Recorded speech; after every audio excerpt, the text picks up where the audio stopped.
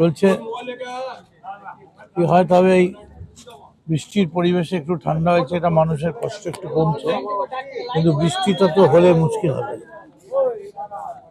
তবে তৃণমূল কংগ্রেসের জয় অবশ্যম্ভাবী। মন্দিরে গেলাম, এবার যাবো আস্তে আস্তে, রাস্তায় রাস্তায় যত মন্দির মসজিদ সবই পড়বে। তবে সব থেকে বড় মন্দির মসজিদ হচ্ছে এনারা, গণতন্ত্রের মন্দির মসজিদ। মায়ের কাছে প্রার্থনা করলাম, মা অশক্তিকে দমন করো, অসভ্যতাকে থামাও এবং প্রকৃত মানুষের প্রতিফলন যাতে গণতান্ত্রিক অধিকার রক্ষার্থে তারা পায়। তৃণমূল কংগ্রেস জিতছেই 50% জায়গায়, বিজেপি কি দেবো 294টা সিটে, 142টা সিটে কয়েকটা জায়গায় ঘুরে বেড়াচ্ছেন।